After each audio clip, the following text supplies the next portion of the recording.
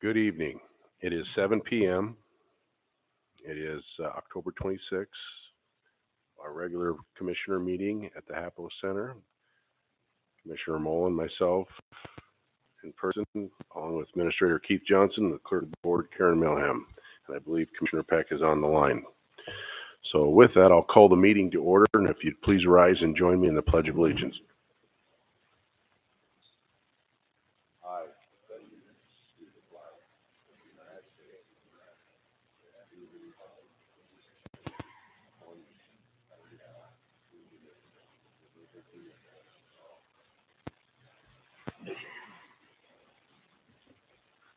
First item on the agenda is the approval of the October 5th special meeting minutes.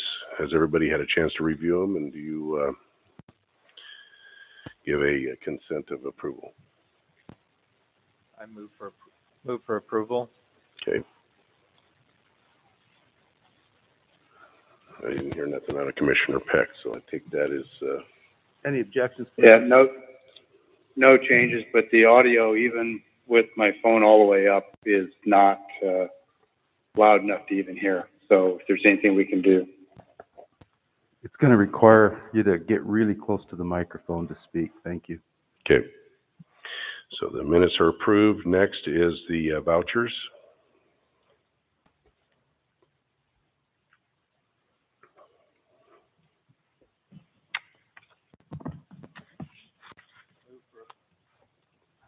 Move for approval of salary clearing payroll and emergency management payroll in the total amount of $967,165.27 as presented, and note that it has been reviewed and signed by 2 representatives of the auditor's office. Second. Been a motion and a second. All in favor say aye. Aye. Aye. Aye. Move for approval of fund expenditures in the total amount of $565,451.62 as presented, and note that it has been reviewed and signed by 2 representatives of the auditor's office and the county administrator. Second. Been a motion and a second. All in favor say aye. Aye. Aye.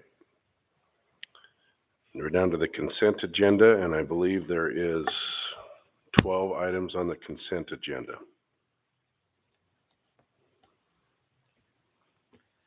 Move for approval of consent agenda items 1 through 12. Second. Been a motion and a second for approval of the consent agenda items 1 through 12. All in favor say aye. Aye. Aye. Aye. Takes us down to the commissioner administrator updates. Keith, you want to start us off? Yes, thank you. I'm sure everyone's pretty much aware of the recent changes in our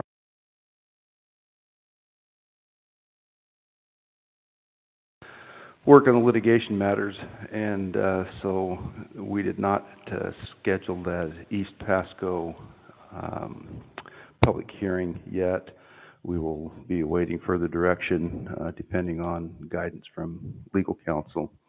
Also wanted to briefly update you on the Salary Review Commission.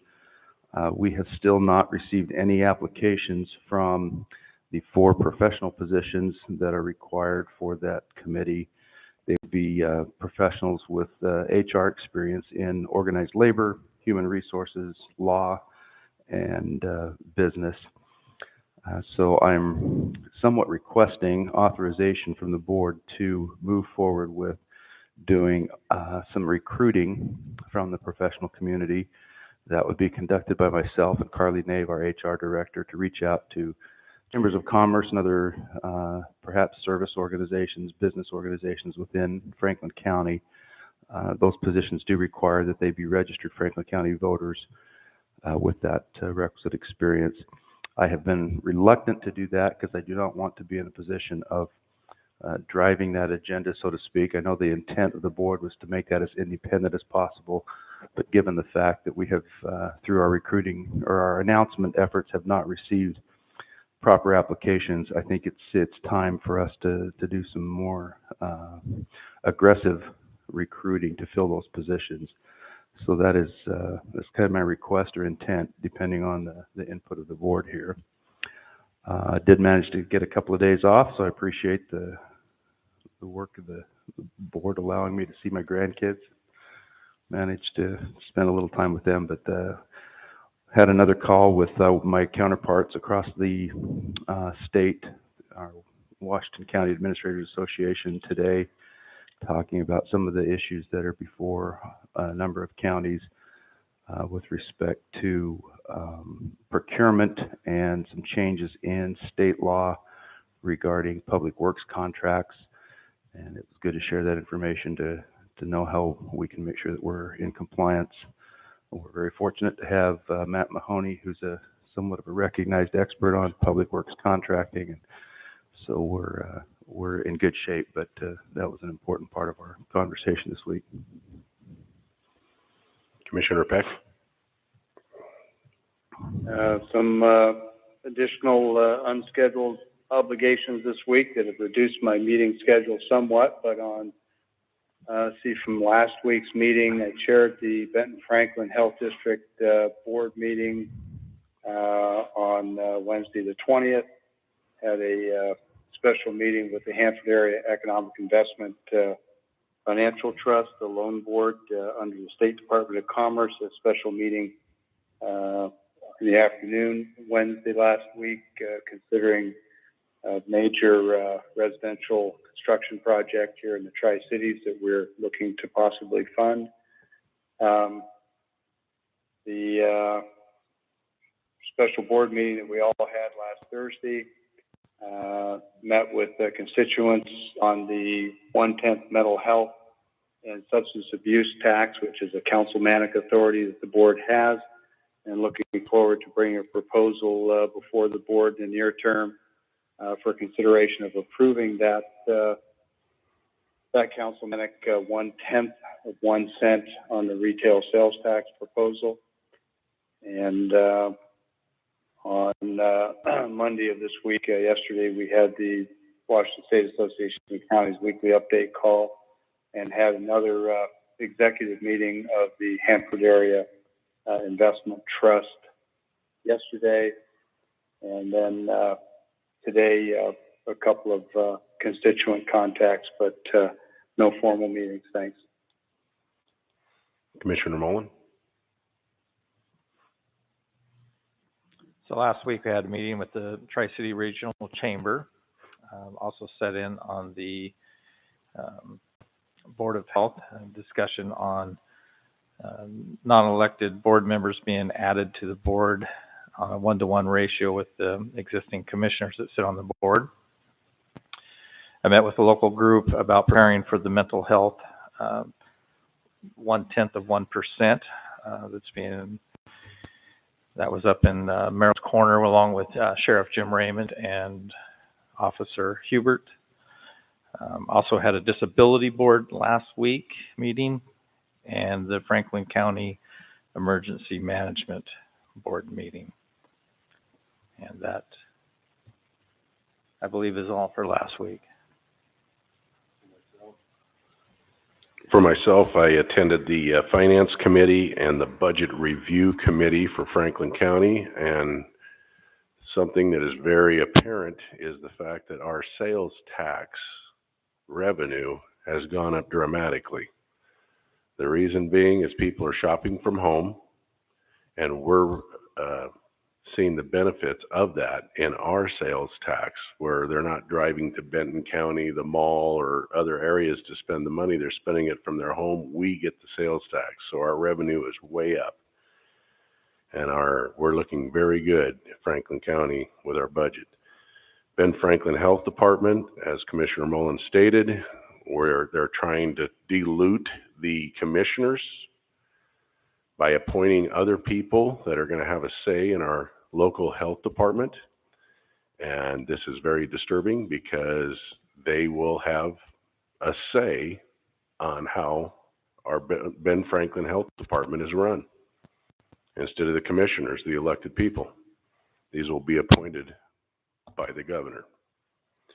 Hanford Communities, I only got to attend a little bit of it before I had to step out for our meeting that we had.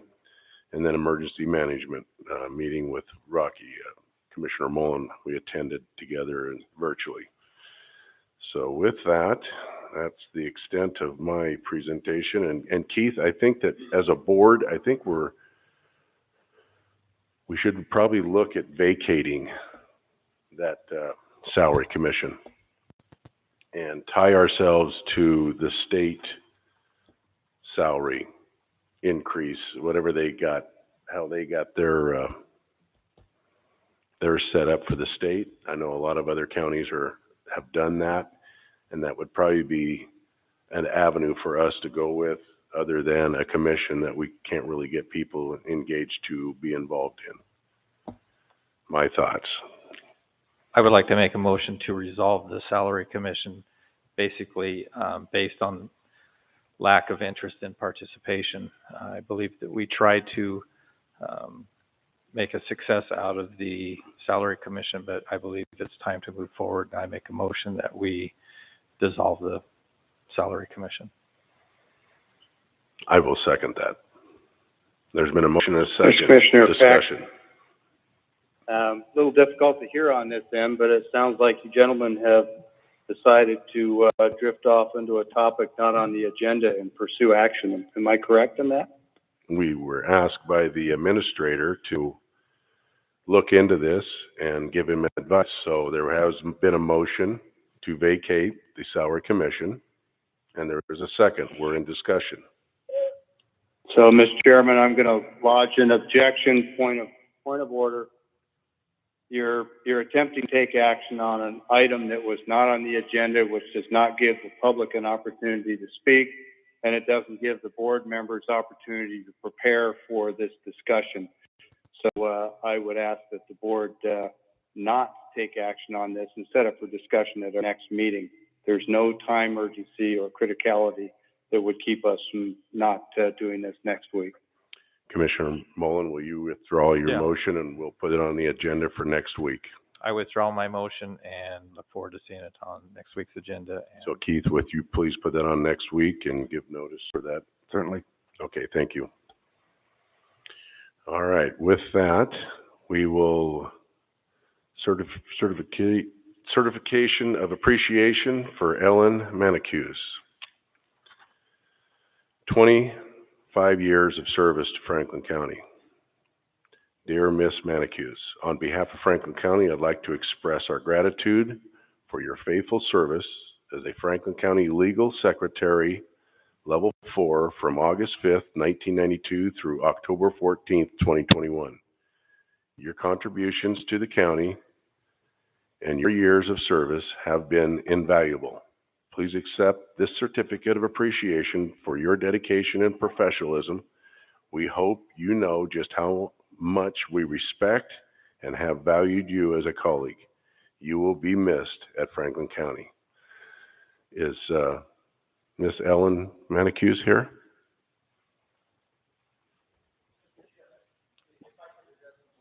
Absolutely, Sean.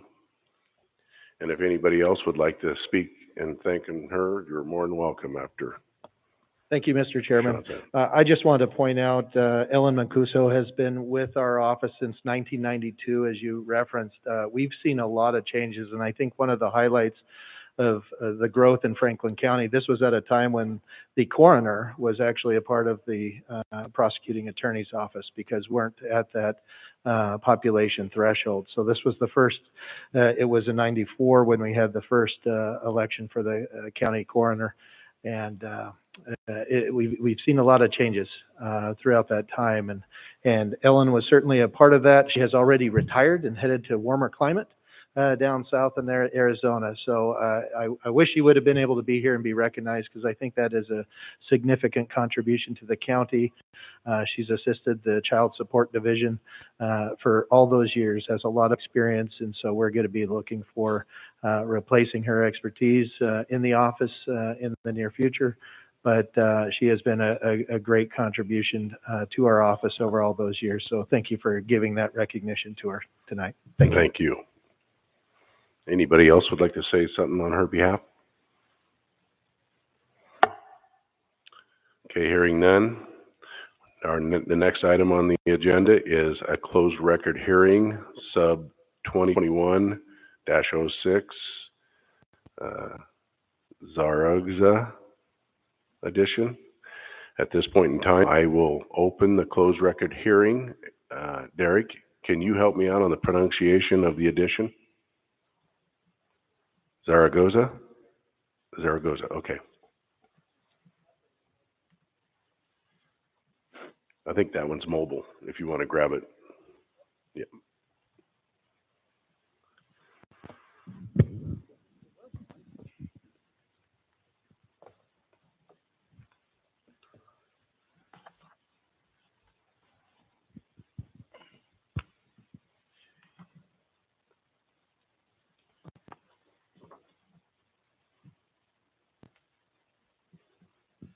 Thank you, Chair.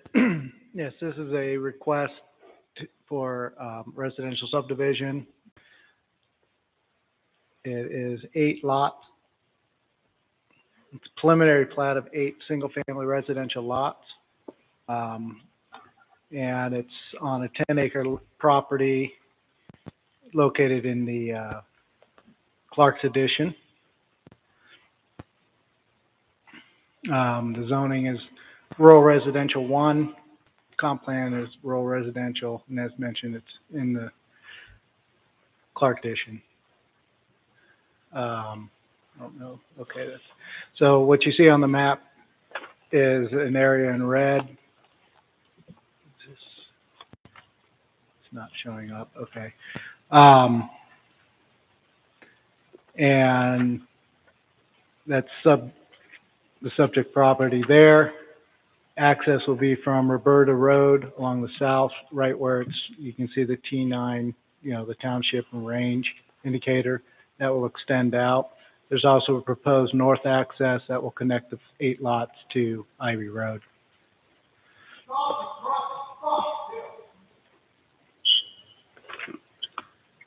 Excuse me? Please.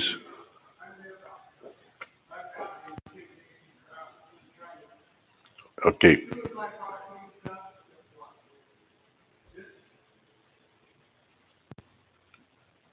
It's a closed record hearing, sir. Closed record hearing.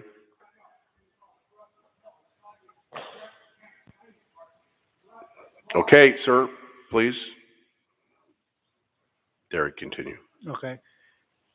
This is a it's the preliminary plat of the 8 lots. As I mentioned, Roberta Road from the south, the access running up through the middle, and that's where each of the interior lots will access. It is not proposed that any lots will have direct access on the Roberta. They will all access that center access.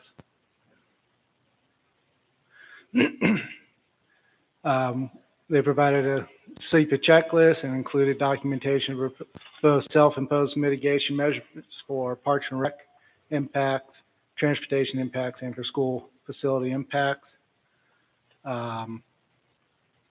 Staff issued a SEPA determination of non-significance on June 17th. We received... Derek, this is Commissioner Peck. I apologize for interruption, but if you could speak directly into the mic and perhaps a little louder, I'd sure appreciate it. Okay. Sounds a little weird, the feedback, sorry. So there are 8 SEPA mitigations required. These are in addition to the county-issued mitigations. Pasco School District appealed the SEPA determination on June 22nd, but an agreement was reached between the applicant and the school district on September 3rd, and the appeal was withdrawn. As mentioned, it's 10 plus or minus acres, approximately 10 acres, frontage along west extension of Roberta, connects to Ivy Road via proposed new access.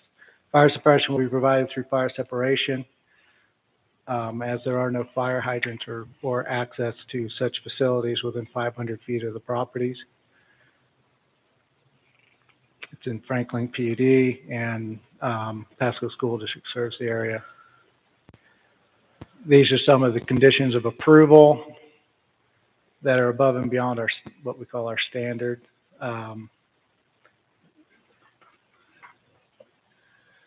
The property lies outside both the Gibbet and Franklin Irrigation District service areas. So they're going to have to rely on the exempt well allocations provided through, that limits their access to water, since they don't have an independent irrigation. So they'll be limited to 5,000 gallons per day and no more than half acre on each property for irrigation.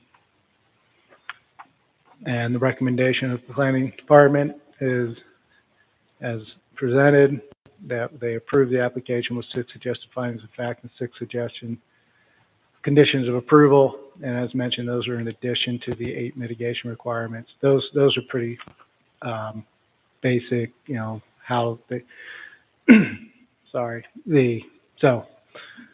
and suggested motion is as presented. Any questions?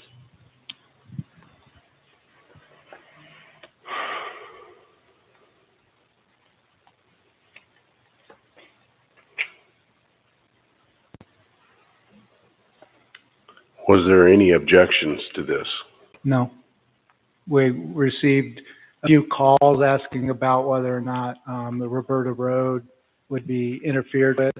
Some people apparently use it to access down around the crop circle, but nothing in writing. And those were, I got 3 calls asking that one question, and then nothing after that. Not during a closed record. No, I think unless they're just clarifying something, but if they're adding to the record, no. Yeah, unless that's in the record, you can't go there. Mr. Mahoney?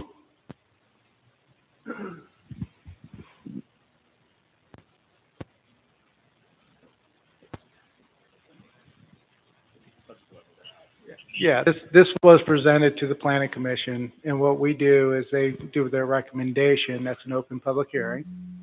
It's advertised, all the residents are notified, and we develop the conditions and the recommendations or in that process, and that's what's forwarded on to the board. So Usually we have the vote of the planning commission. I don't see the vote in here of the, it's in the meeting minutes. It was, yeah, if I recall correctly, 4-0 against. It was unanimous. oh, it was unanimous? Yeah.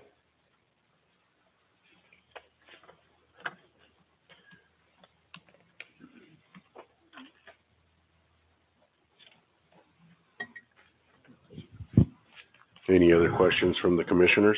Go ahead, Mr. Mahoney. Mr. Chairman, the only thing I would like to add is that the planning department accepts these applications. They put these applications together. They do the advertisement for the public hearings. And all of these go in front of the planning commission. It's the planning commission in that hearing, which is an open record hearing, gets all the information. They make the decision. The decision isn't made at the staff level. At that point, we're just staff there to assist the planning commission. And they make decisions based on all the information that's been gathered and the information that's gathered at the hearing itself. So I just think it's important to make that distinction that anything that the planning department brings forward, it's on behalf of the planning commission. And our job is really just to give each applicant due process under the law, which in many cases is county code. So I just want to make that clear. And the meeting minutes are on page 26 of the packet.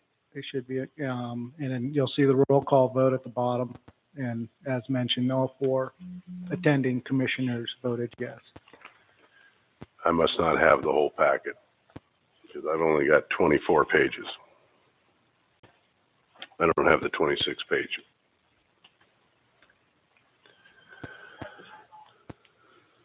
Yeah. But it was unanimous vote, so It was. that was my question. Yep. Yes, sorry.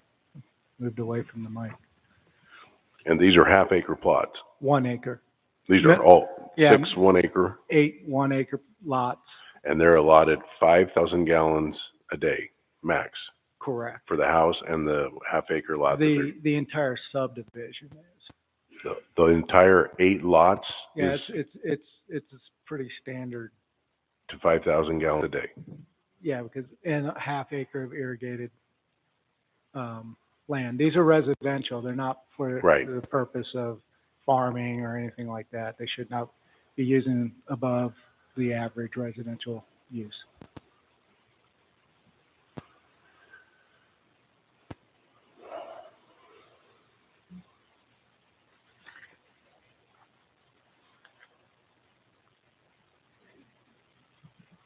You have any questions, Commissioner Mullen? I don't have any questions. I do want to recuse myself from the vote on, on this because I know one of the parties involved.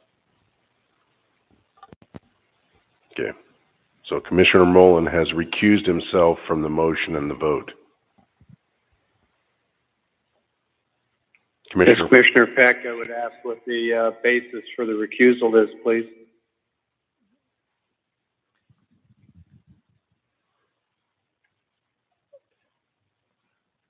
I know one of the people that is involved in that situation, one of the neighbors there, and I don't feel that it would be right for me to make that, be part of the vote. But if you don't want to accept it, you know, I can vote. I just want to make everyone aware of it. did you hear that, Commissioner Peck? I did. I appreciate it. The state standard is to avoid even the appearance of a conflict, and I thank Commissioner Mullen for meeting that standard.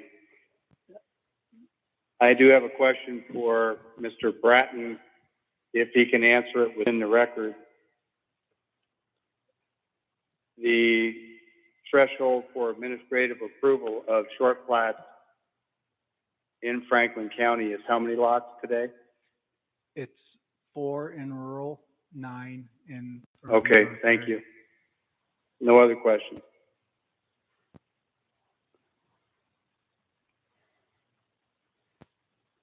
Derek, is this rural? Yes, it's rural. And we're going 8? Yes. And So you just said the max was 4? for a short plat, an administrative short plat, subdivisions are what this is classified as a subdivision because it breaks that 4 threshold. So it has to go through the Title 16 or the state subdivision process, which means planning, hearing, brings it to you. Otherwise, this would not have come to you. If it was a short plat, 4 units or 4 lots or less, that's handled administratively unless they seek to deviate from the lot dimension requirement. Okay. Is there any other questions? This is Commissioner Peck. Derek, I have a question for you about,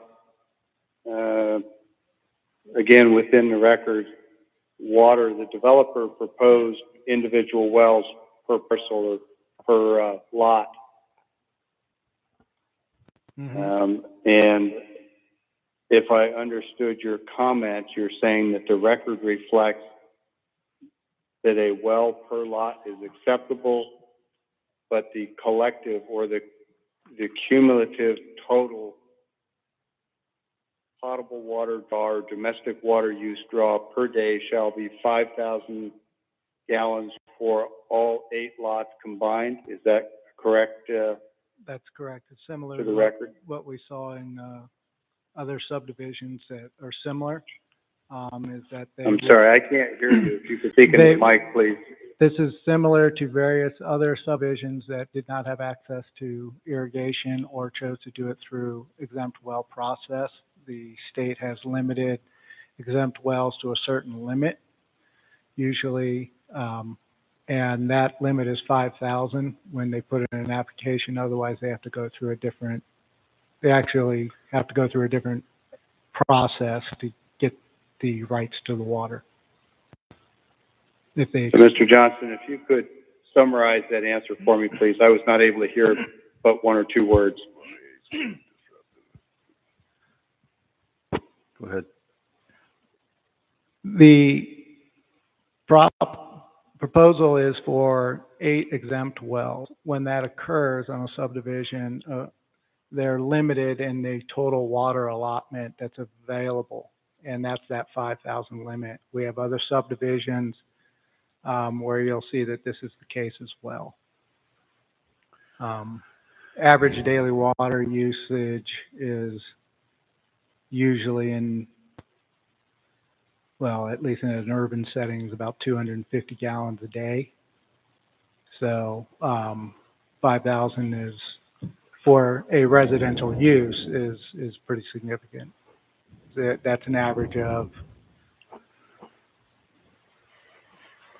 okay, I'm drawing a blank on the math right now, but it'd be 5,000 divided by 8. Each party would be allocated that amount of water, technically. Were you able to hear that, Commissioner Peck? No, I've not. And if I can't hear the information, I can't vote. So at this point, I'm not voting on this action. It's limited to 5,000 gallons per day combined for the 8 parcels. Average use is about 250 gallons per day. So there's plenty of excess capacity for this subdivision. Okay, I'm able to hear you very well, Mr. Johnson. So thank you for that. That does answer the question. Is there any other questions on the closed record hearing? Hearing none, I close the closed record hearing and ask for a motion.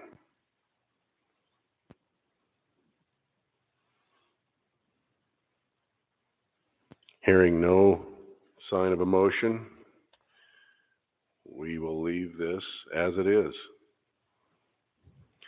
Next, we move down to public hearing on surplus declaration of county-owned property, Resolution 2021-232. At this time, I open the public hearing for the surplus declaration of county-owned property.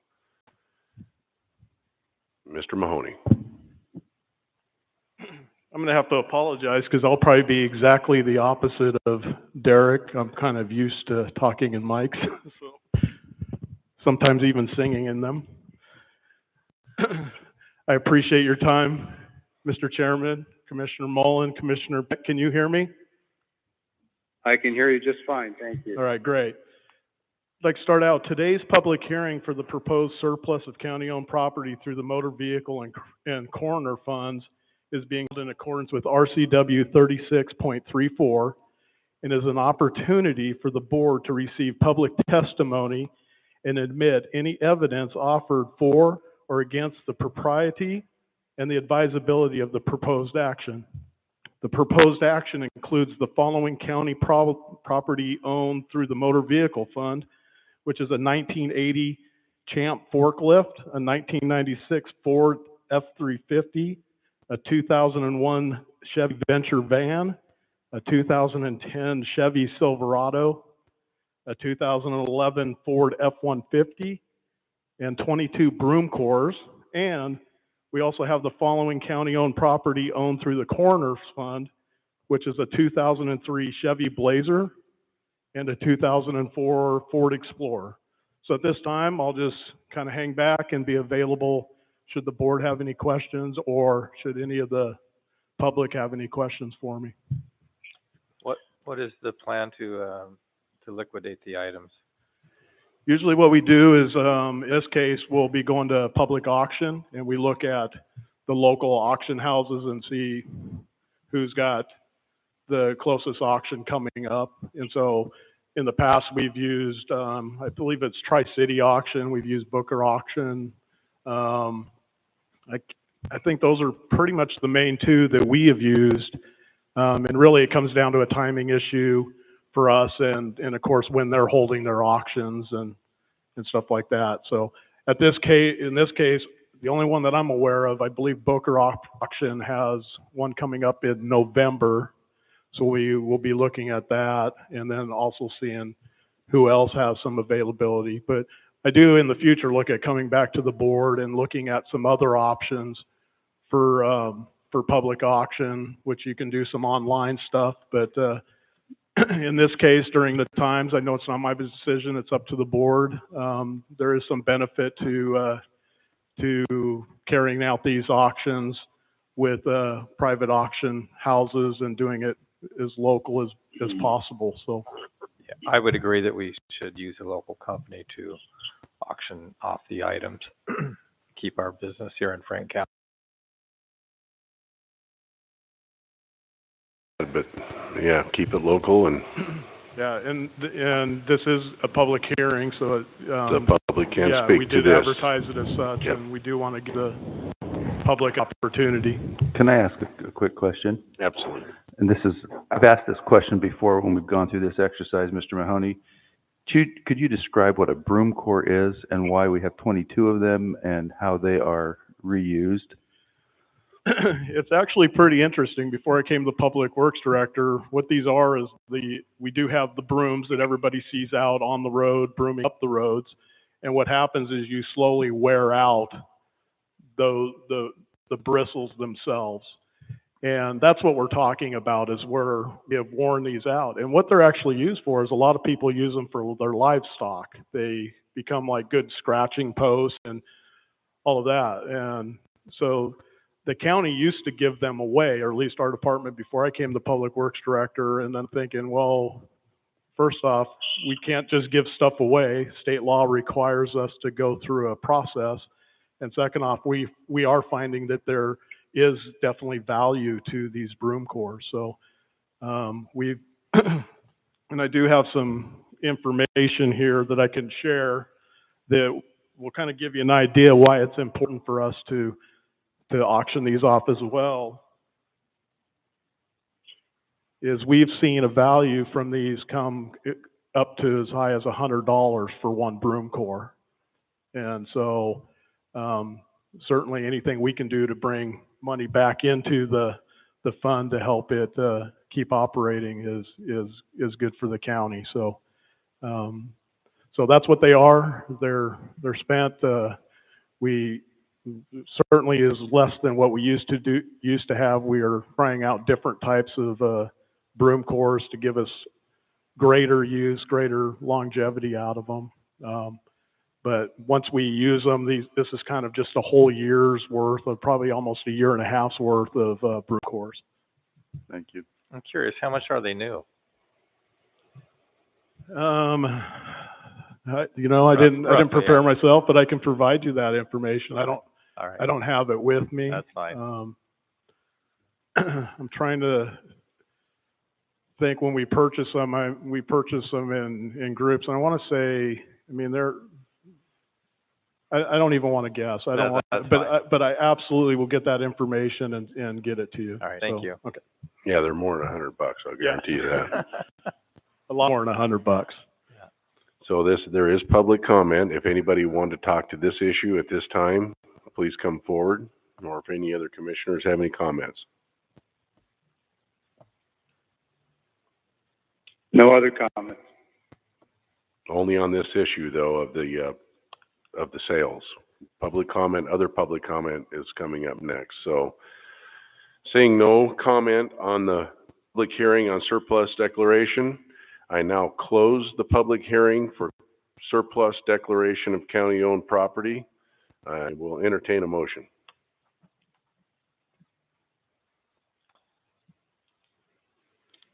I make the motion that we approve resolution 2021-232 as presented.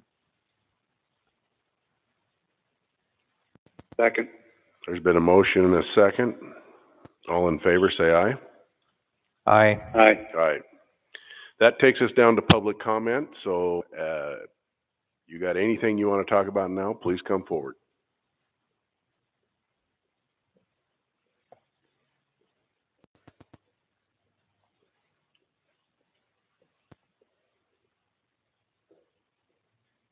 You know, let me start off with a little story, just to kind of set the stage. When my son was real little, my oldest, he got the tar beat out of him by 3 people for 3 months. And my wife, and anyhow, would create a storm. And the school would say, oh, tell the teacher, do this, do that, do this. Well, it kept continuing. So I'd gotten a call from the superintendent saying, you know what, we're having problems here, and, you know. And so I had laid into her, and kind of like I did here, I had enough. It was done. Okay. Couple months, getting tarp beat out of him. I said, what do you, I go walk away. He goes, I do. He's like, turn, I try to walk, push me back. I said, guess what? You look out of the corner of your eye, you come up at them and you hit them in the nose just as hard as you can. I don't care how big they are. While their eyes are teared up, you sweep their feet, you jump on them, hold them down like a calf, and you beat them until someone drags you off. I'm sorry. Hey, it's the way it is. And that's what we need to do to our governor, because if you keep letting him push us and push and push and push, it's not going to end. He's going to say, guess what? I got this, I'm going for more. And that's why I'm so mad at this, and why I'd mentioned how corrupt that system is, and under COVID, how they're pushing stuff. I know damn good and well that I know there was an objection to that, because I personally wrote one. My neighbors were all complaining to me about it, because it's kind of tied in around there, okay? And trying to take us over. Well, I'm sorry. I have had multiple issues with a developer that moved in next to me that threatened me, had property damage done to me. Guess what? Security cameras got put up by me. Guess what? I had to come out with my 30-30, jacking and shelling. No, you stay on your side of the fence. I'm done with this. I'm done with lawyers, because it's all about the money. That's all it is. I've never been political, ever. And I get forced into this. This is about my family. If you want to come to me, like that guy said, you know, I'm so sorry that you have to be at work while your kids are home alone. And before that was other threats. You will sell me your property. I will have it. Guess what? You will not have it. I will not do lawyers. I will not do anything like that. I've been through lawyers. I've been through the court systems on both sides, multiple alleys of it. We're done. Thank you. I'm sorry. Yes, I am very angry.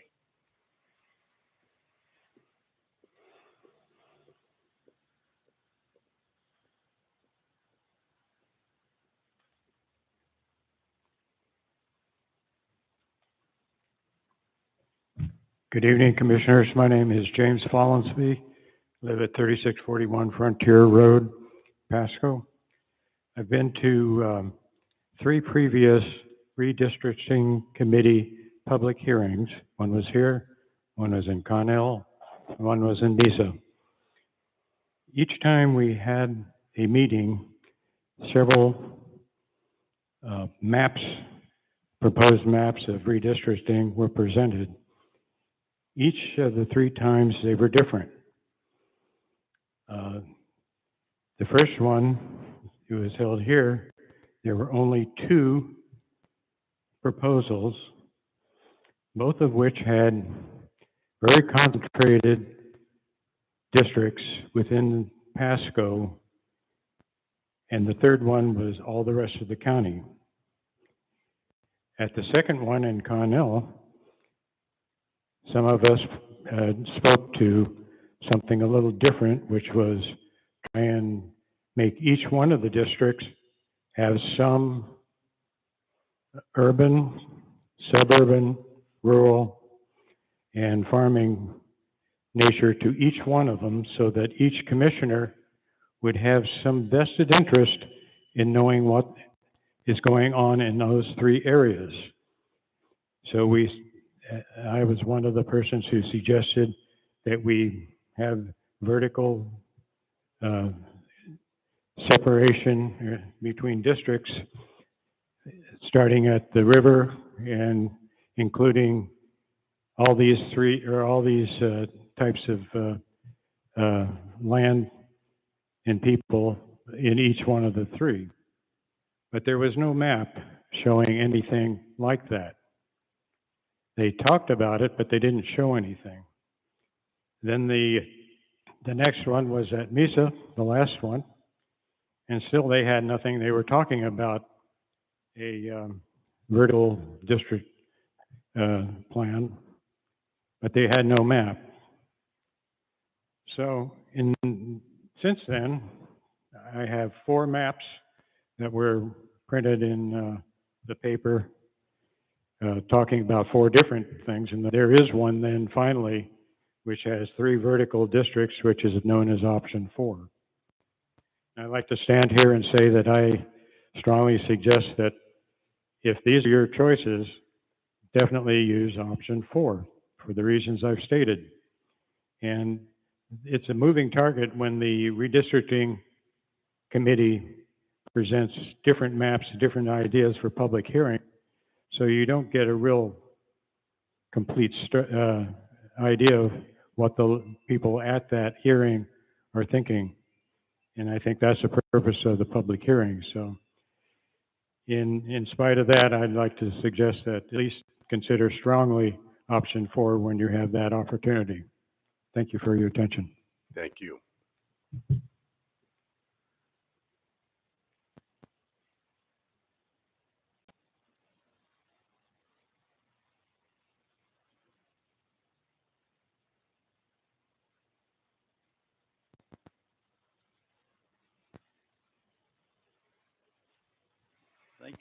Thank you for hearing us.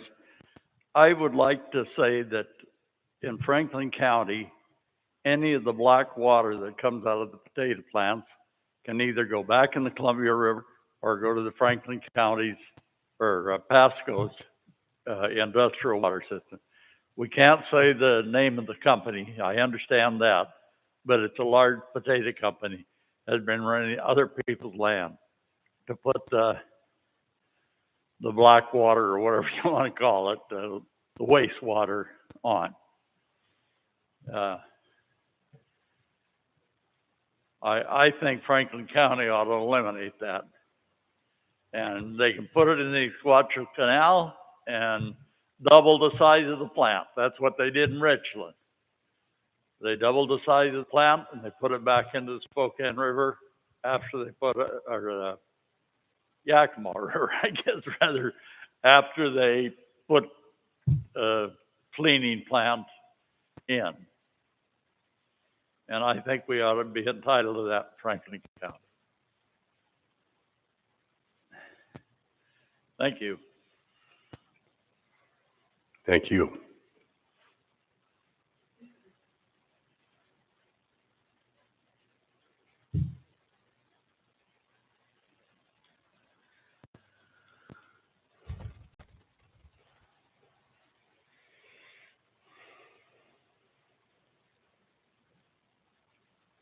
Thank you, Commissioners, for the opportunity.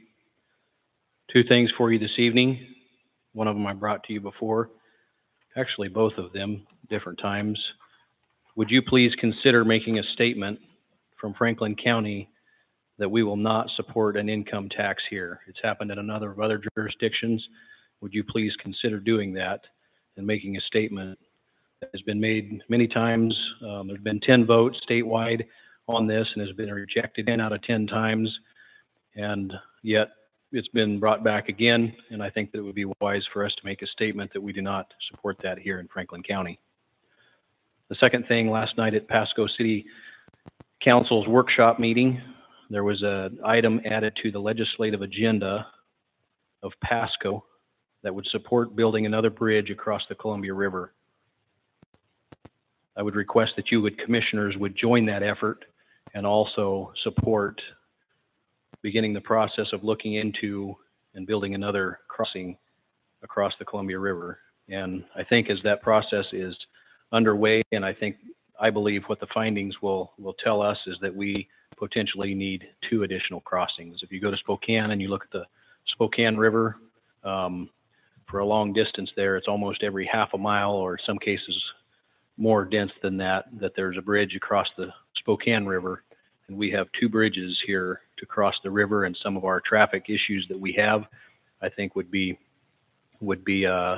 helped mightily by having another bridge potentially out in the neighborhood of Self Landing Road, and would ask that you please consider that. Thank you. Thank you. Any other public comment?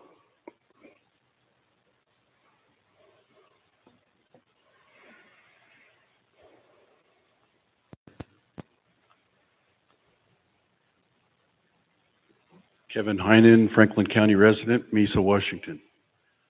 My question is to the commissioners, to Keith Johnson.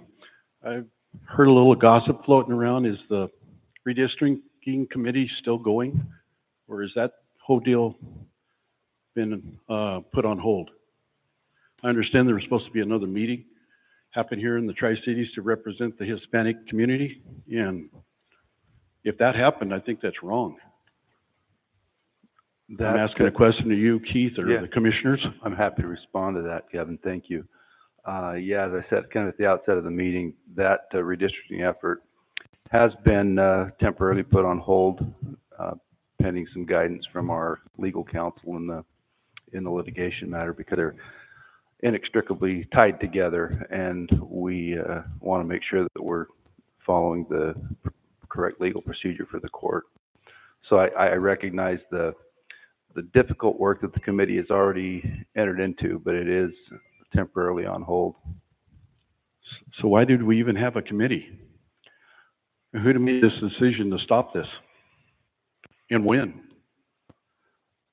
The decision was essentially reached in a communication with the outside legal counsel that we had last week. Just the outside legal counsel? Or the Well, commissioners also? Or? Commissioners were part of that discussion, yes. And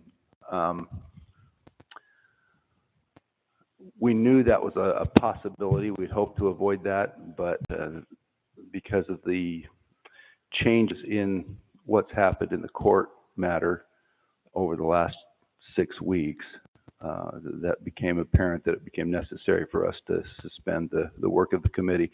The idea of the committee is still valid, and hopefully we come back to that, but we've got some legal processes that we have to follow. It sure looks like to me that with not giving the Hispanics a voice in this deal, we're really making ourselves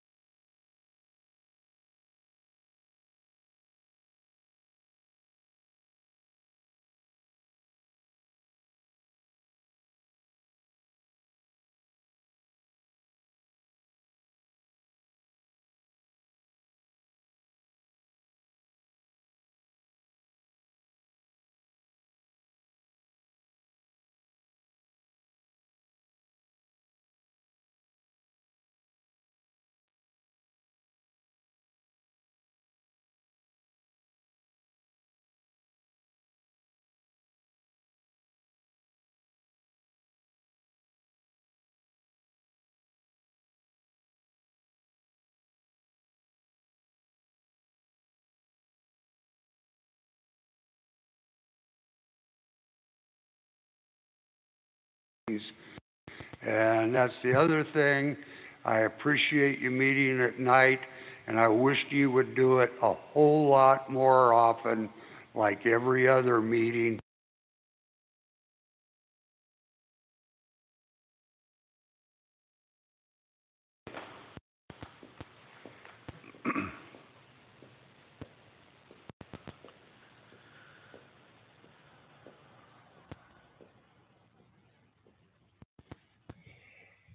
I'm Kurt Didier, lived there a long time, Franklin resident. Like Kevin Heinen has said, it really seems to me, I was told the Hispanic or Latino meeting had already been set. I didn't even given a date when it was gonna be. Because my people, I got 4 of them that work me, were gonna be there. Now all of a sudden it's not. And like he iterated, it sure seems like there's stuff going on behind the scenes that all of a sudden now, everything was going good, but all of a sudden now, we got legal problems. Well, the first legal problem started, I guess, when something happened when some people, and I ain't mentioning names, basically, but without the vote of the 3 county commissioners, went and said, yeah, we're guilty. We got to district this a certain way, not how we want to do it, but just how this UCLA map is drawn, because otherwise we're going to get sued because of the lawsuit or whatever. We better look at one other thing, because if you don't do it, kind of like the redistricting, look at the maps, put forth a good plan to the judge, you're probably going to get sued by the Caucasians because we're the minority now. I've looked at the census you sent me, Keith, which is not really what I asked for. I asked for what the percentage of Latinos were in District 2 right now versus your maps that you're proposing. That's what I asked for, not the census, because the Hispanic or Latino population went up almost 20,000 since 2010, and the Caucasian actually went down, if you look at the deal you sent me. So you're going to look at a countersuit, because I don't care how you slice it, legal problems or whatever, you're going to have legal problems on the other side if you don't follow protocol that everybody in the community has some say in it. It's not just 3 people or 4 people that think they're going to run it through how they feel it should be done. All right, thank you. Thank you. Any other public comment?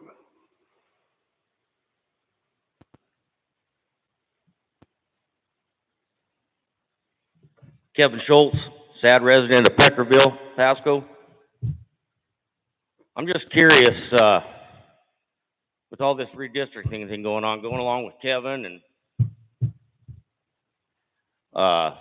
doesn't it seem a little strange that this all come about now that shut this down, that we actually as a community came together and gave you a map that might actually frickin' work for the benefit of all of Franklin County rather than your agenda? Who are you guys afraid of? The people have spoke, and the people have given you something that can work and meet the legal criteria, but it's not what you want. So you just want to drop it, and you want to shut us all up and shut us all out. The Latinos are 54+% of this population. If they want their voice heard, they can have it heard. Any district in this county. That is not our problem. You don't like that? That sounds racist? It's not. It's not my job to make them go out and vote. I choose to vote. Doesn't matter what my race is. I want to know, with this protected class, is my wife protected? She's Korean. Are my kids protected? They're half Korean. Where's their district? Where are you going to put their reservation? Do they have one? Are you even looking at them? Where's the black community? Stop making excuses for people. I've heard over and over again they're afraid. They're this. You know what?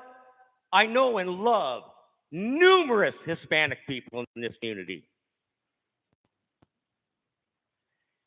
And the ones I know are proud, strong. They are proud and they are strong of their heritage.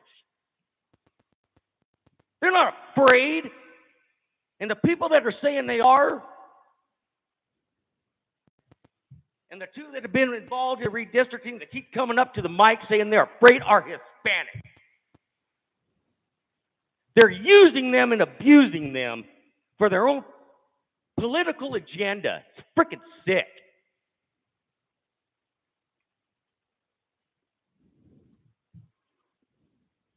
Stop making excuses. Legal, I don't give a shit if we get sued. I don't care how much money we freaking spend on legal counsel and this and that. We need to do what's right for this county. I don't care how much it costs. I'd like to know one other thing. I'm so happy to see you, Rocky, without that freaking death cloth on your face. Why is it you were at Mesa, not a single one of you guys on that redistricting committee had a freaking mask on? Not a one of you. Why is it so important here? Is it because you're on camera? Explain yourself. Do you believe in it or don't believe in it? This county needs to grow a nutsack.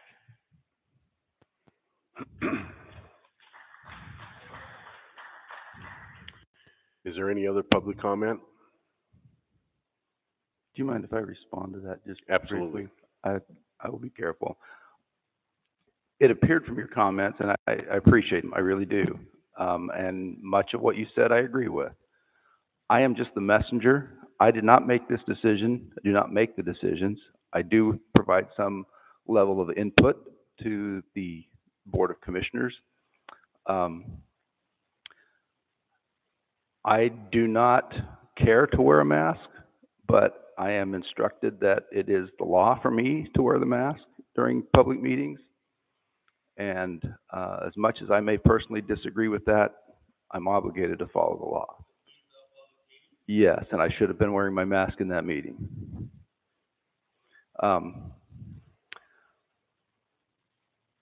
The emotion with which you speak is well taken. You're not alone, and I will tell you that there are other points of view that I have the obligation to consider. Like I said, I am not a decision maker in this. Ultimately, the Board of County Commissioners makes decisions upon how they see the advice of legal counsel, but the nature of the Washington Voter Rights Act, which I'm obligated to follow, will ultimately be decided in a superior court action by a superior court judge, even though the citizens of Franklin County may desire a map that is different than what is approved by the Superior Court. I don't have control over that. So I'm empathetic to what you've said tonight. I know it's honest in your thoughts. I'm not going to debate or disagree with what you've said, but there are issues at play that I don't have control over, and not one person in the room really has control over. But knowing what is likely to occur at the Superior Court level, and ultimately, if it's appealed, if that decision is appealed, ultimately gets decided by the Washington State Supreme Court. And I am obligated to follow the advice of our county's attorneys in the legal strategy that we use to defend a very significant lawsuit. So I hope I've responded at least a little bit, but I thank you for your comments. Is there any other public comment? I would just like to comment on kind of what Keith had to say there. I just want to make note that I was disappointed that the meeting was canceled in East Pasco, because I believe that everyone has a chance, should have a chance to voice their opinion, and we should have at least heard from them, especially where we've heard from the rest of the county. Regardless of the outcome of the redistricting committee, I believe everyone has a chance, should have a chance to voice their opinion, and I believe we should hear their voice. And I know I did not vote to cancel the meeting. I don't believe there was a vote taken, to my knowledge. Thank you. And I too would like to have this meeting and their voices be heard. They are part of our community. We have heard from 3 other areas, and I too did not vote to cancel this meeting.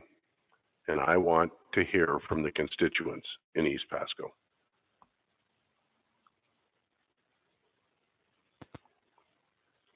Well, this is Commissioner Peck.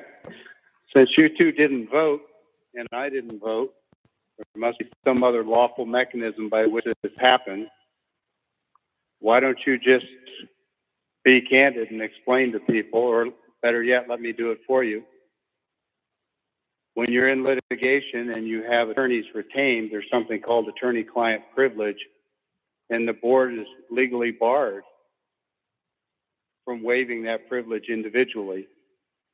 And the purpose for not waiving that privilege is to avoid damage to the people of Franklin County, financial damage, in a lawsuit. Protecting the interests of the county is our obligation. And the reality is, when the process has run its course, or when we are in court, if we end up in trial, all of this is open and public, and it'll be transparent. To do so now would put the county at a disadvantage and harm the interests of Franklin County individuals. And if either of my fellow commissioners thinks differently, this would be an opportunity for them to say so. But my recollection is we all have that same point of view. Thank you. Go ahead, Steve. Thank you. Not sure. Thank you. I'd like to say I appreciate one item that Commissioner Peck said there, and that is to let a process complete its course. And we've started a course that has been interrupted, but then it was thankfully reinstated. And that course was to hear from the county and what they would like to do. And the process that the commissioners chose and voted on was to assemble a commission to get the consent as a whole of what the county would like to see. And that process was started. Like Commissioner Peck said, I think that process should be completed. And we got started well, and it was the beginning of that process. Originally, there was 3 meetings that was agreed to, and very quickly I went to all 3 of those meetings, and very quickly it was identified that it would be appreciated. And I believe it was unanimously, as far as the crowd appeared to say, yes, we should do that. And that was to hold a meeting in the East Pasco region, because it was felt that that would be more fair to let a group of people that felt that they were somewhat unfairly represented to have their voices heard. So that process began, and I think we should see that process through. I think that stopping at this point is hurtful in several ways. I think it damages the images of the county, because it was announced and then it was halted. And I believe that the commissioners, not the council, should make the decisions for the county. And I think that it's unfortunate that we seem to have a number of people that are guiding this county, and our system of governance is that the decisions for this county are made by our commissioners. And the council needs to follow the direction of the commissioners and do as the commissioners have directed. I appreciate and understand the reason for council, and I believe that council was given and received, and I think the commissioners made the decision, and I think they need to follow that through and finish the course. I think you need to have that meeting on the middle of this coming month and see that through and hear the remainder. I don't know the results. If we all looked backwards and lived our lives in the rearview mirror, we would change things. I agree with that we would have changed things, but we can't change what happened yesterday, but we can make good faith effort to make a good decision what we do forward from today. And I think that you need to do that. You need to have that meeting. Thank you. Thank you.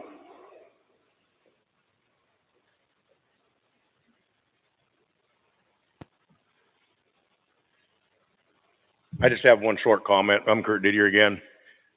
Without having the Latino meeting next month, I feel, regardless of what the council says, or Commissioner Peck made it pretty clear, without that meeting, we're as guilty as sin. You might as well roll over and die and let the judge decide what's going to happen. Because the plat say, we're not including what happened.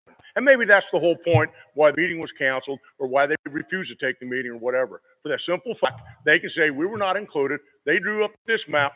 Game over. We're done. And that's what it looks like to me. That right there in a nutshell gives them and the judge the right to do whatever they want. Just like Mr. Bowman said, instead of us making the decision, putting forth the proposal that we think is the best for our community, they're going to make the decision for us. Thanks.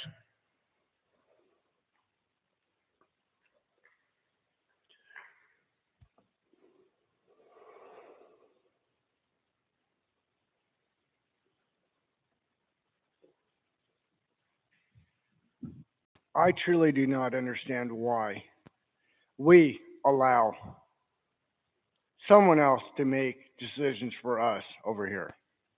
This is our community.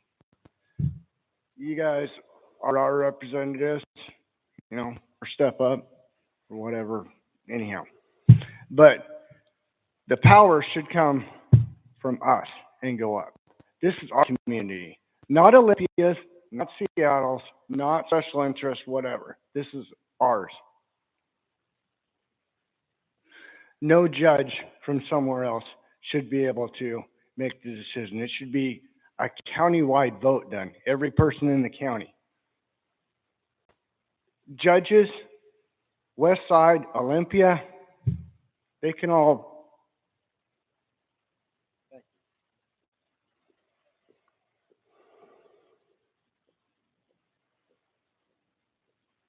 Is there any other public comment?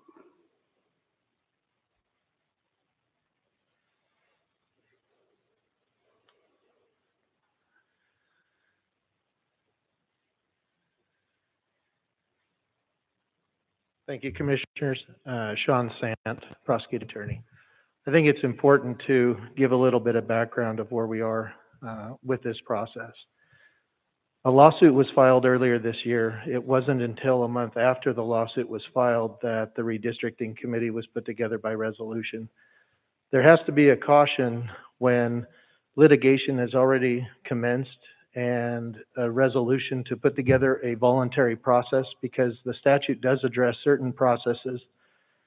But the statute that really addresses redistricting addresses the idea of setting up a committee that is completely independent, and that committee would make the decision, and that would be the result of that particular voluntary process. That is not what we have now, nor could we do that now, even if we wanted to. Once the lawsuit and litigation commence, sometimes that changes direction that the board could take. I think it's a good idea, and I think people have misconstrued the idea that all of a sudden we're not hearing from a particular group of individuals from parts of the city. This is temporarily on hold to try to get some additional information. We have outside counsel that had an opportunity for the first time to meet with the board last week. I would suggest that we meet with that counsel again in further discussion of steps going forward. I don't anticipate that public meetings are not going to take place. I would anticipate that they are going to resume at some point, but it has to be at a proper point. I would also like to remind everyone that we've had a change of strategy. Part of the comments from an earlier meeting changed a little bit of the direction in which we were going to go. Part of that was initially there was the idea that a summary judgment would be entered, and we would then, as participating in the redistricting process, we would be able to then bring back to the court the best recommendation to the county. But again, even if we make recommendations, it has to meet all the legal requirements, and we still have to be able to come up with a recommendation that we get passed to the court. I think one of the purposes that we've often overlooked with the redistricting committee is the opportunity to hear the public comment. That is exactly the purpose of having these public meetings, was to gather and hear the concerns of what everybody in Franklin County wants. What everybody wants doesn't necessarily result in a legal proposal that is going to be accepted by the court, but it does give us an opportunity to hear those recommendations from the members of the county. And now we are at a critical phase to be able to take in all of those considerations with our outside counsel and be able to come up with a game plan in going forward. Because right now, we are now challenging the lawsuit. We're coming up with defenses to challenge certain things, and that's something that's being looked at. And because the strategy has changed since the original plan, when the redistricting committee was established and the meetings were established, we still anticipate that those meetings are going to finish their course, but it needs to be done now consistent with the direction that the board has taken, with the direction of how we are in the litigation. So I think that's an important thing to consider, is that we are basically back to square one as far as where we are in the litigation. We're able to put together a defense that the board may appreciate, I guess, in a different light. But because that strategy and litigation strategy has changed, that obviously has to relook at where we are in this process now. This is not an attempt to shut out anybody. I would anticipate at some point in time, when it's appropriate, we're going to resume these and probably have others. And one of the things that we will hopefully have an opportunity to do is, after hearing all the comments that have been brought forward now, working with our outside counsel, be able to come back with the proposals that are consistent with all this input that has been provided from members of the community. And I think that's an important thing to look at, is that no one map is being presented. No one map has been routed through our outside counsel yet to make sure, hey, consistent with what the public has said of what they want to see, how can we then generate that proposal into a workable and likely acceptable plan with the court? Because ultimately, we come up with all these different options that we choose, but we have to come up with a viable option that's going to ultimately be accepted by the court. And that is, right now, we're going through trial. There's a trial process set out. We don't know, we don't have a specific date where that's set out. The parties, the plaintiffs, have urged that this matter be resolved sometime in December, prior to a January 15 deadline that would necessitate new elections for all three districts if it goes that route. But that's something that we are still in the middle of, and because the direction has changed, that has caused us to now take a step back, work with our new outside counsel, working with the board consistently to put together a plan that is ultimately going to be accepted by the court. So I just wanted to clarify that for purposes of the public. That is, this is not quashing any kind of opportunity for individuals in the community. In fact, I would likely envision, now that these preliminary rounds of discussions have happened, when it's appropriate, I would anticipate probably some additional comments, because that was even suggested from the plaintiffs in this particular case. They too wanted to have public input. And so it's going to be important also, because we are in litigation, our outside counsel is going to have to communicate with them on probably coordination of future input and meetings as may be appropriate. I just wanted everyone to understand that the course of litigation has changed since early on, and that course changed since we already started the process of having scheduled redistricting. So rather than because that plan has changed, and it happened at a moment where we only had the one remaining meeting, and again, that was an added-on meeting, again, from public comment. I would still anticipate that that will happen at some point in time, just not right now in the immediate upcoming weeks. So I just thought that was important for the board and for the members of the public that are here to be able to know a little bit about where we are in the litigation, because the litigation has changed. Thank you. Thank you.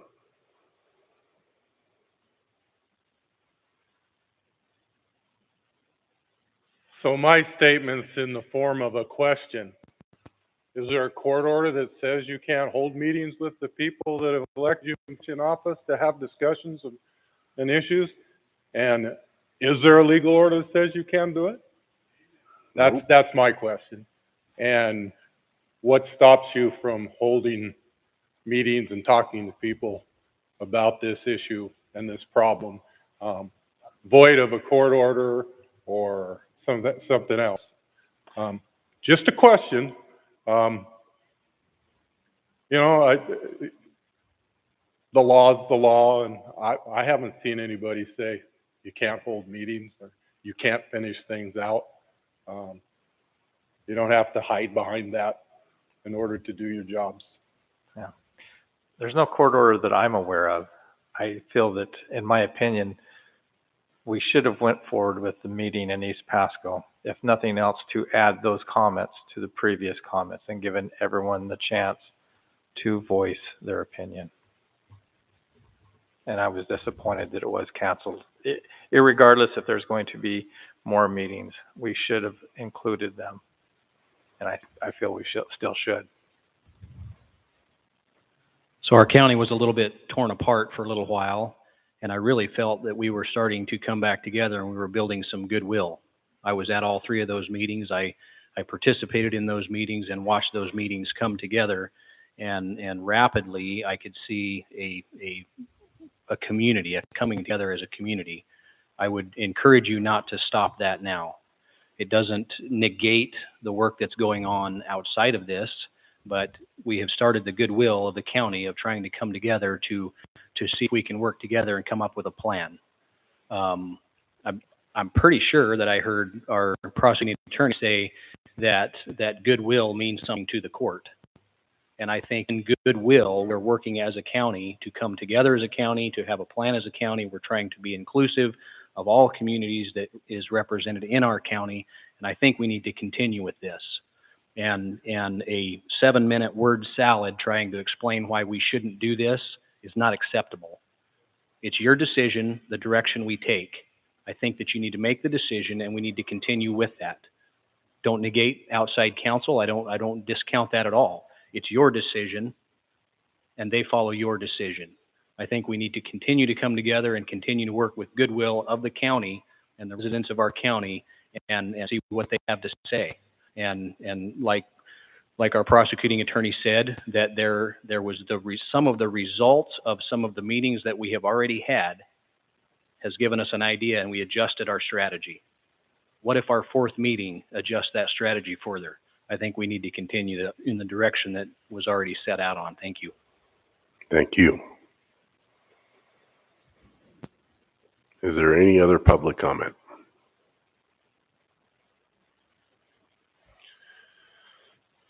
So with that, Keith, I think it's not on the agenda, but I think you've heard from the two commissioners. We'd like to see that meeting rescheduled.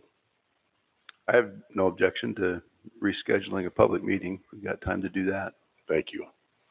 And we do got to give a 2-week Yes, notice. in fact, I'm not able to hear the chairman. I'm sorry. Is that better? I just said I'm not opposed to rescheduling another public meeting. No, the comments before yours, after the last public speaker, I was not able to hear. We could speak into the mic, please. Commissioner Didier.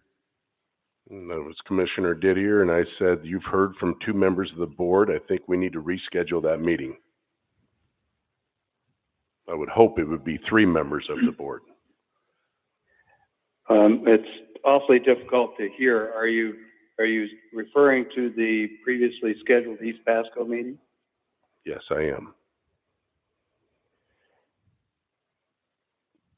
So we met with legal counsel last week, and because I'm not going to violate privilege with our legal counsel, but I will point out that my recollection is that all 3 commissioners were on board with the path, and that path, as I understood it, includes having additional meetings, including the East Pasco meeting. There was no action taken after the meeting to give you that kind of confidence. Yes, So there was no decision made in that executive session, and there was no. Yeah, I'm not sure what process you're. Please, Mr. Commissioner Mullen is speaking. Commissioner Mullen is speaking. Go ahead, Commissioner Mullen. I believe the comment was that he basically is saying he assumed we were all in yes an agreement, but there was no discussion, no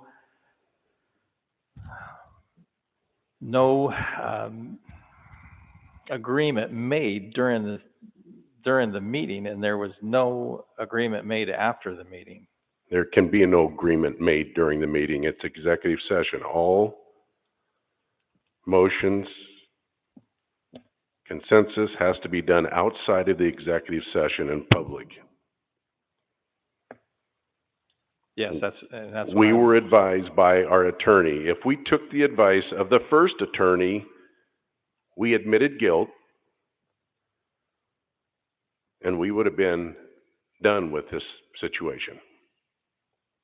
Now, we're not going to waive attorney-client privilege, but we are going to schedule that last meeting in East Pasco, and we're going to hear from our constituents. 2 members of the board has already stated they wanted it.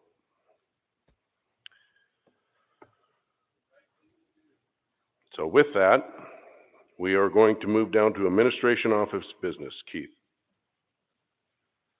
Mr. Chairman, this is Commissioner Peck. This is a terrible connection, and we need to get this technology fixed. So apologies for the bad connection, but I want to be clear.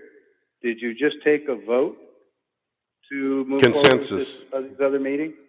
The consensus of the 2 commissioners, we want to hold the last meeting. And the consensus, Mr. Johnson, would you please repeat what they're saying? It's just not legible. Yes. As I understand it, the direction of 2 members of the Board of Commissioners is for us as a redistricting committee to reschedule the 3rd public meeting in East Pasco. The 4th, that we had scheduled for November the 15th, I believe. We were going to repost that and advertise it and have that meeting. Okay, well, for the record, my understanding is that's exactly the process we were on, even after meeting with our attorneys. The only thing left was deciphering what an appropriate date would be. And I want to thank the chair for soliciting my input on that.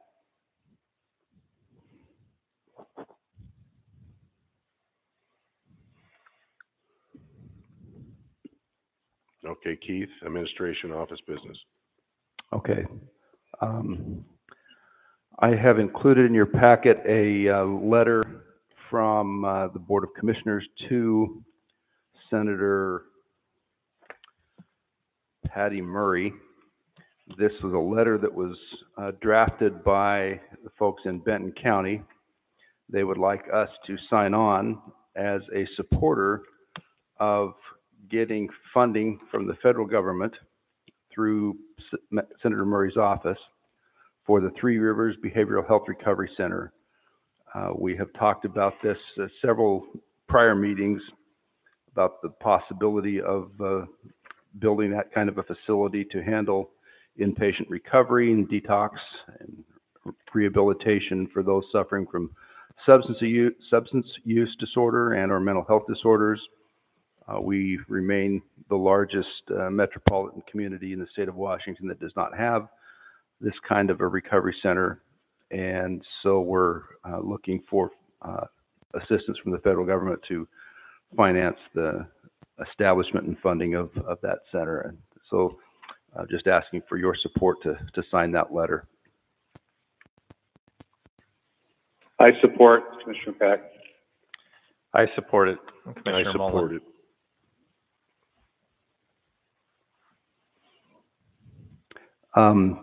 It was, thank you. That's, it's been suggested by a citizen tonight, and I've spoken to one commissioner about this idea of proposing an objection to local income taxes in Franklin County to send a further message to the state legislature and to the folks in Olympia that we are opposed to income taxes in the state of Washington as already prohibited by our Constitution, and to send a local resolution to them to that effect. And I just want to make sure that majority of the board is agreeable for us to bring that before the board next, probably bring that next week before the board for consideration.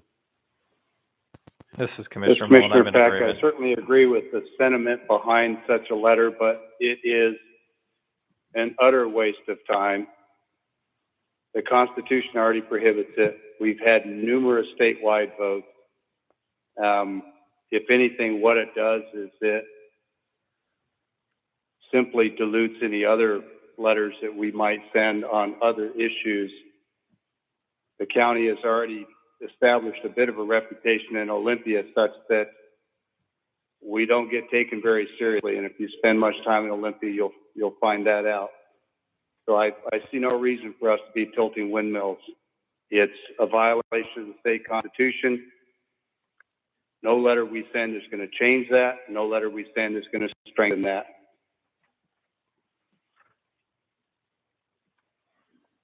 And thank you for your comment. So we will get that, we're all in support, the way I heard it. We'll get it signed and sent off. That's all I had for administration office business, Mr. Chairman. Okay, we're at the last public comment.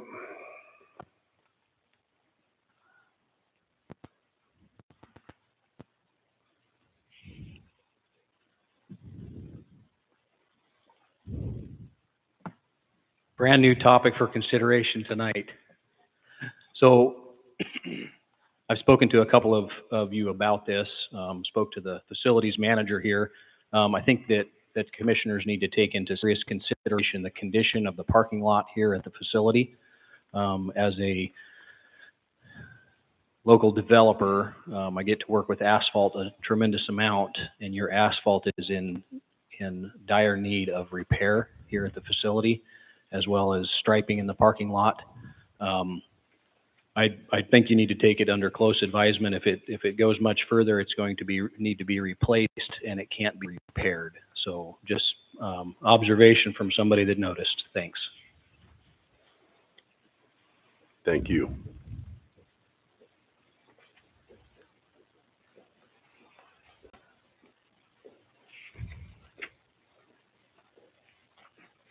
George Dockstetter. I forgot to mention something earlier, so I wanted to hang around for this last public comment. Keith was saying he couldn't find anybody to volunteer for the salary commission. All you have to do, you don't need some HR degree behind your friggin' name. Go out there and find 4 people that have 20, 30 people working for them. They could come up with what's a fair salary. And as far as I'm concerned, county commissioners shouldn't be a high-paying job. It's more of a community service, and staff went to all these BS meetings that go on around the country and in the counties, and the county commissioners didn't. They worried about the budget and how much taxes we had to collect and what it was being spent on. And so you don't need an HR degree to figure out what salaries are. I can do it with probably 15 phone calls and tell you what you should be getting and what's comparable out there. It's not that hard. It's not rocket science. Thank you. Thank you. Any other public comment? Okay, with that, Keith, for our next meeting, I would like to add on the agenda a letter drafted of no income tax for the commissioners to review and sign. I'd also like to arrange city council meetings with the city and the commissioners, if possible, either in their chamber or ours, about another bridge and a bypass highway. I want to start this discussion immediately because it's something that is needed in this area.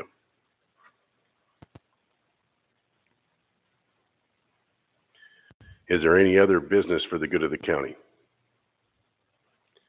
Hearing none, this meeting's adjourned.